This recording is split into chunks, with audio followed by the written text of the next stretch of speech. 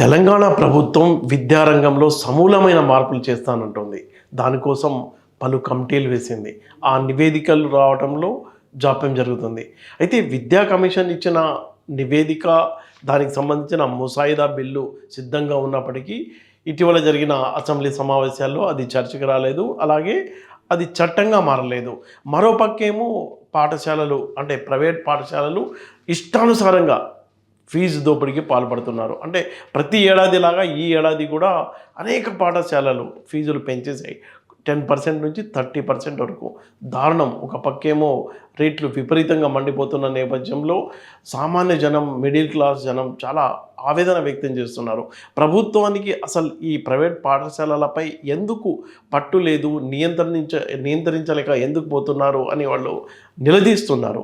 అయితే రాష్ట్ర ప్రభుత్వం చెప్తుంది, మేము 2 ఏళ్లకు ఒకసారి ఒక 8% పెంచేలా ఏర్పాట్లు చేస్తున్నాం, దానిపై చర్చ జరుగుతుంది, విద్యా కమిషన్ నివేదిక కూడా ఇచ్చింది అని చెప్తున్నప్పటికీ అది చట్టం రూపం కాలేదు.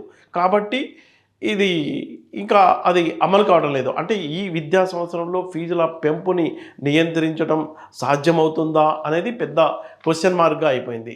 విద్యా కమిషన్ దాదాపుగా సిటీలో ఉన్న 20,000కు పైగా పాఠశాలలకు సంబంధించిన మేనేజ్మెంట్లతో అలాగే పేరెంట్స్తో చర్చించి పలు కరెక్షన్స్ అంటే పలు సవరణలు, పలు సూచనలతో ముసాయిదా బిల్ తయారు చేసింది. అది కనుక చట్టం అయితే మిడిల్ క్లాస్కి ప్రధానంగా చాలా రిలాక్స్ వచ్చేది.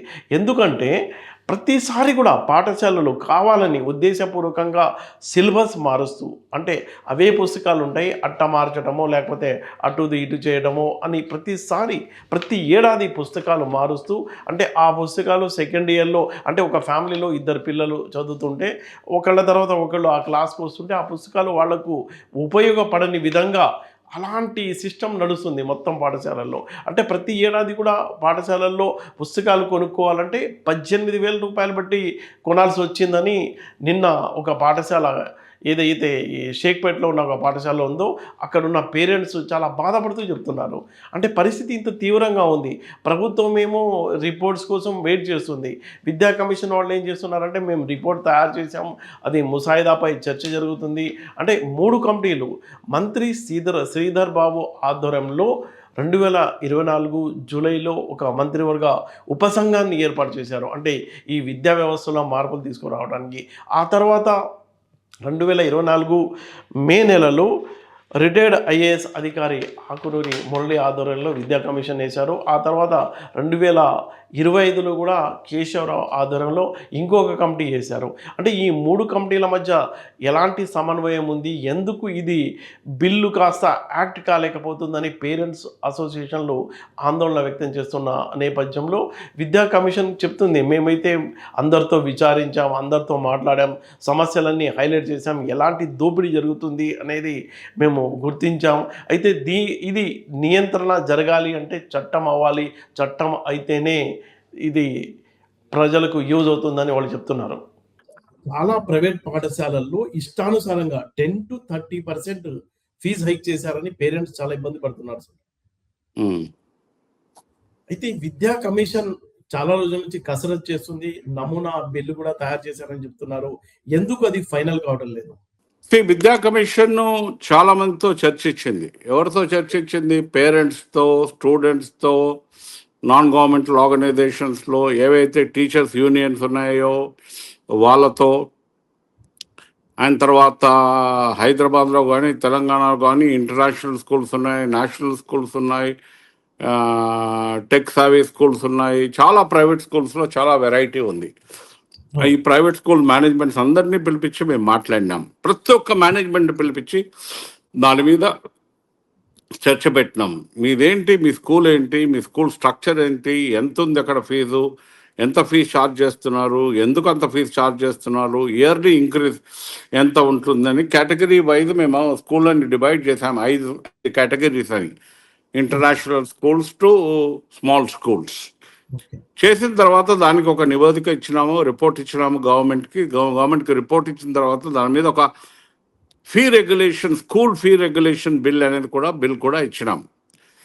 మీకు అందరికీ అర్థం కావాలంటే there is fee regulation bill at the college level, professional colleges ఒక బిల్ ఉంది. అట్లా బిల్లు మనం ప్రయత్నం చేసి ఎందుకంటే చాలా school managements earlier high courts supreme court దేశమంతా వెళ్ళినాయి కాబట్టి మేము అందరితో మాట్లాడిన తర్వాత లాయర్స్తో మాట్లాడితే అడ్వకేట్స్తో మాట్లాడి అందరితో మాట్లాడి ఒక బిల్ ప్రిపేర్ చేసి గవర్నమెంట్కి ఇచ్చినాం. ఈ బిల్లును గవర్నమెంట్ ఇప్పుడు చర్చిస్తుంది. అది ఒక యాక్ట్ కావాలి, fee regulation, school fee regulation act అని ఒకటి కావాలి. అప్పుడు వచ్చినప్పుడే ఈ ఫీ రెగ్యులేషన్ జరుగుతుంది. మీకు చెప్పవలసింది ఏంటంటే Telangana education commission is also getting a lot of complaints about this very high fees which schools are charging. Okay, and అక్కడే ఛార్జింగే కాదు, వాళ్ళు ఏమంటున్నారు, మేము ఈ స్కూల్లో ఈ ఫీజు ఛార్జ్ చేస్తాము, ఇక్కడే బట్టలు కొనాలి, ఇక్కడే సాక్స్ కొనాలి, ఇక్కడే పుస్తకాలు కొనాలి, ఇక్కడే కవర్స్ కొనాలి, అది కూడా ఉంది. సో మా దాంట్లో మేము రికమెండ్ చేసింది యా పుస్తకాలు కొనడానికే 18,000 వసూలు చేశారంట ఒక స్కూల్. నాకు తెలుసు, మా దగ్గర నాకు డీటెయిల్స్ అన్నీ ఉన్నాయి. నేను కూడా చాలా స్కూల్స్ విజిట్ చేశాను. అక్కడ స్కూల్స్ విజిట్ చేసి వాళ్ళతో మాట్లాడినారు. కొంతమంది 18,000 ఛార్జ్ చేస్తున్నారు, కొంతమంది ఇంకా ఛార్జ్ చేస్తున్నారు, కొంతమంది పేరెంట్స్ కూడా కంప్లైంట్ చేస్తున్నారు. లాస్ట్ ఇయర్ పుస్తకానికి కానీ ఈ ఇయర్ పుస్తకాలకి ఏం పేరు లేదు.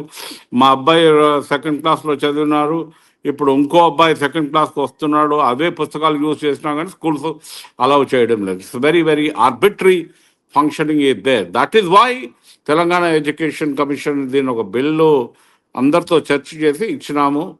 అది మేము గవర్నమెంట్కి పంపించినాము. తెలంగాణ ఎడ్యుకేషన్ కమిషన్ రిపోర్ట్లో కూడా బిల్లు ఉంది. దాన్ని గవర్నమెంట్ చర్చించిన తర్వాత, దాన్ని డిస్కస్ చేసిన తర్వాత వాళ్ళు కూడా ఒక కమిటీ వేస్తామని చెప్పినారు. ఆ కమిటీ వేసిన తర్వాత ఇది అసెంబ్లీకి వెళ్ళాలి. అసెంబ్లీకి వెళ్తే బిల్ లాగా వస్తేనే ఈ ఫీ రెగ్యులేషన్ మనం కంట్రోల్ చేయగలుగుతాం. సార్, మంత్రి శ్రీధర్ బాబు ఆధ్వర్యంలో ఒక మంత్రివర్గ ఉపసంఘం వేశారు. అలాగే ఎడ్యుకేషన్ పాలసీ కోసం కూడా ఒక కమిటీ వేశారు. అంటే ఈ 3 కమిటీల మధ్య సమన్వయం ఉందా లేదా? లేదు అన్న ప్రచారం జరుగుతుంది, అందుకే డిలే అవుతుంది అని. లేదు, సమన్వయం మాత్రం ఉంది. We're all working together, we have integrated. వాళ్ళు కూడా మాతో డిస్కస్ చేసినారు. ఆ సబ్ కమిటీ వేసిన వాళ్ళు కూడా మాతో మాట్లాడినారు. ఇంకో కమిటీ వేసిన వాళ్ళతో కూడా మాట్లాడినారు. దీన్ని ఒక చట్టం తేవాలి. ఆ చట్టం గురించే చర్చ అవుతుంది వీళ్ళ ముగ్గురులో. కాబట్టి మేము కూడా ఒక బిల్ పంపించినాం కాబట్టి దాని మీద విపరీతంగా చర్చ జరుగుతుంది. చర్చ జరిగిన తర్వాత మేము కూడా అనేది ఏంటంటే కమిషన్లో ఇది అసెంబ్లీకి వెళ్ళాలి. అసెంబ్లీకి వెళ్ళిన తర్వాత ఒక యాక్ట్ లాగా రావాలి. వస్తేనే ఈ స్కూల్ రెగ్యులేషన్ అంటే ఏముంది? The meaning of regulation is someone has to regulate. Government has to regulate. తెలంగాణలో కానీ దేశంలో కానీ ఎక్కడ స్కూల్స్ ఎస్టాబ్లిష్ చేసినా schools are established only with government permission. So the government has a role, the state has a role in terms of trying to regulate this fee structure. Telangana Education Commission top priority is in terms of regulating this fee structure at various schools level. There are over 20,000 private schools in Telangana. ఈ 20,000 private schools లో ఈ regulation రావాలి. కాబట్టి that was our major agenda. We're taking it. దాన్ని full ప్రూఫ్గా చేయాలంటే ఇది act, అసెంబ్లీలో యాక్ట్ పాస్ కావాలి. అంటే ఇప్పుడు విద్యా సంవత్సరం స్టార్ట్ కాబోతుంది మరో 2 నెలల్లో. ఇప్పటికే ఫీజుల వసూళ్లు స్టార్ట్ చేశారు. ఈ పేరెంట్స్ కన్సర్న్ మా కన్సర్న్ కూడా తెలంగాణ ఎడ్యుకేషన్ కమిషన్లో మేము గవర్నమెంట్కి వివరించాము. We have been in discussing with the government saying that this bill has to be passed at the earliest. Telangana రాష్ట్రంలో రెండో లేనంత తీవ్ర స్థాయిలో 30% వరకు ఫీజులు పెంచుతూ ప్రభుత్వము ఈ ప్రైవేట్ సంస్థలకి అనుమతి ఇచ్చింది. దాని కారణంగా ఈరోజు ప్రైవేట్ సంస్థలు యథేచ్ఛగా ఫీజుల దోపిడీ కొనసాగిస్తూ ఉన్నాయి. దీనికి సామాన్య ప్రజలే కాకుండా మధ్యతరగతి ప్రజలు కూడా ఈ ఫీజుల దోపిడీకి, నిలువు దోపిడీకి గురవుతున్నారు. కాబట్టి ప్రభుత్వం తక్షణము ఈ కార్పొరేట్ సంస్థలపైన ఈ ఫీజుల దోపిడీ అరికట్టే విధంగా కఠిన చర్యలు చేపట్టాలని చెప్పేసి all India save education committee demand చేస్తూ ఉంది. ముఖ్యంగా గతంలో తిరుపతిరావు కమిటీ నియమించింది, కానీ ఆ కమిటీ యొక్క ప్రభావం ఏమాత్రం కూడా ఈ ఫీజుల యొక్క పెంపుదల పైన ప్రభావం చూపలేదు. కాబట్టి ఇప్పటికైనా కానీ ప్రభుత్వము ప్రజల యొక్క అవసరాన్ని గుర్తించి ఈరోజు ప్రైవేట్ కార్పొరేట్ సంస్థల్లో జరుగుతున్నటువంటి ఈ యొక్క ఫీజుల దోపిడీ అరికట్టాలని చెప్పేసి all India save education committee demand చేస్తూ ఉంది. ఎందుకంటే ఈరోజు ప్రభుత్వంలో ఉండేటువంటి ఎమ్మెల్యేలు, ఎమ్మెల్సీలు, మినిస్టర్లే ఈరోజు ప్రైవేటు వ్యాపార సంస్థలు నెలకొల్పి వాళ్ళే వ్యాపారం చేస్తూ ఉన్నారు, విద్యా వ్యాపారాన్ని. కాబట్టి ప్రభుత్వములో ఉన్నటువంటి ఎమ్మెల్యేలు ఎమ్మెల్సీలు కానీ, లేకుంటే ప్రతిపక్షంలో ఉండే పార్టీలకు సంబంధించినటువంటి ఎమ్మెల్యే ఎమ్మెల్సీలు కూడా వీళ్ళెవ్వరూ కూడా ఈ యొక్క ప్రైవేటు వ్యాపార సంస్థల ఫీజుల దోపిడీని ఏమాత్రం నియంత్రించట్లేదు. కాబట్టి ప్రభుత్వమే ఖచ్చితంగా దీనికి సంబంధించి చర్యలు చేపట్టాలని, ఈ ఫీజుల దోపిడీ అరికట్టాలని చెప్పేసి మేము డిమాండ్ చేస్తూ ఉన్నాము. అంతేకాకుండా రైట్ టు ఎడ్యుకేషన్ యాక్ట్ ప్రకారము ఈరోజు రాష్ట్రంలో ప్రతి 1000 మంది జనాభా ఉండేటువంటి ప్రాంతానికి ఒక ప్రాథమిక పాఠశాలని ఏర్పాటు చేయాలి. ప్రతి 3000 మంది ఉండేటువంటి జనాభాకి ఒక ప్రాథమిక ఉన్నత పాఠశాల నియమించాలి. అదేవిధంగా ప్రతి 5000 మంది ఉండే జనాభాకి ఒక ఉన్నత పాఠశాలను నెలకొల్పాలి. సో ఈ విధంగా ప్రభుత్వము ఉన్నటువంటి ప్రభుత్వ పాఠశాలల్ని మరింత స్ట్రెంథెన్ చేస్తూ వాటి యొక్క సంఖ్యను పెంచుతూ పోతే ఖచ్చితంగా ప్రైవేటు వ్యాపార సంస్థలపైన దాని ప్రభావం పడుతుంది. కాబట్టి ప్రభుత్వం మీరు చేయవలసిందల్లా కూడా ప్రభుత్వ విద్యా సంస్థల్ని, పాఠశాలని బలోపేతం చేయాలి.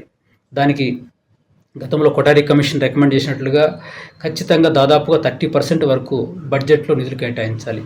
ఆ విధంగా మౌలిక సదుపాయాలు, అన్ని రకాల అవసరాలు తీర్చే విధంగా సదుపాయాలు సమకూర్చినప్పుడు, అవి కల్పించినప్పుడు ఖచ్చితంగా ప్రభుత్వ పాఠశాలలు బలోపేతం అవుతాయి. ప్రజలు కూడా ఆ యొక్క భరోసాతోటి ప్రభుత్వ పాఠశాలలకి తరలి వస్తారు. అదొక్కటే ఈ ప్రైవేటు వ్యాపార సంస్థలకి ఒక చెంపపెట్టుగా ఉంటుంది. కాబట్టి ప్రభుత్వం ఆ విధంగా తక్షణం చేపట్టాలని చర్యలు డిమాండ్ చేస్తూ ఉన్నాము. గతంలో ప్రభుత్వాలు కూడా హామీ ఇచ్చినాయి KG to PG free education అని చెప్పేసి. కానీ దానికి సంబంధించి ఇంతవరకు కూడా ఎటువంటి కార్యాచరణ కానీ నిర్దిష్టంగా చేపట్టలేదు. ఈరోజు GO MS నెంబర్ 1 ఉన్నప్పటికీ కూడా దాని అమలు ఎంతమాత్రం జరగట్లేదు. కాబట్టి ఈరోజు చిన్న చిన్న అపార్ట్మెంట్స్లో ఈరోజు ప్రైవేట్ స్కూల్స్ రన్ అవుతున్నాయి. ఎటువంటి గ్రౌండ్స్ ఉండవు వాటికి. GO MS నెంబర్ ప్రకారము వాళ్ళ యొక్క ఏవైతే కండిషన్స్ ఉన్నాయో ఏ ఒక్కటి కూడా వాళ్ళు సాటిస్ఫై చేస్తలేరు. అంతేకాకుండా ఈరోజు రకరకాల పేర్లతోటి ఈ యొక్క ఫీజుల్ని కలెక్ట్ చేస్తున్నారు. స్కూల్లోనే యూనిఫామ్ తీసుకోవాలి, అక్కడే తీసుకోవాలి, టెక్స్ట్ బుక్స్ అక్కడ కొనుక్కోవాలి, నోట్ బుక్స్ అక్కడ కొనుక్కోవాలి. అన్నిటికీ సంబంధించి ఆ స్కూల్లోనే కొనుక్కోవడం అనేది చాలా దుర్మార్గమైనటువంటి విషయము. ఇది ప్రభుత్వం ఎంత మాత్రం ఉపేక్షించరాదు. అంతేకాకుండా ఈరోజు ప్రైవేటు సంస్థలపైన ఖచ్చితంగా నియంత్రణ అనేది పెంచాలి. పెంచి ఆ విధంగా ప్రభుత్వ విద్యను బలోపేతం చేసినప్పుడు ఖచ్చితంగా ఈ ప్రైవేట్ సంస్థలు అనేవి పూర్తిగా సమసిపోతాయి. ప్రజలు కూడా ప్రభుత్వ విద్యా సంస్థల పట్ల భరోసా ఏర్పడుతుంది. కాబట్టి ప్రభుత్వం అట్లాంటి చర్యలు చేపట్టాలని చెప్పేసి all India save education committee తరఫున మేము డిమాండ్ చేస్తూ ఉన్నాము. నా పేరు Teja, all India save education committee సెక్రటరీగా బాధ్యతలు నిర్వర్తిస్తున్నాను.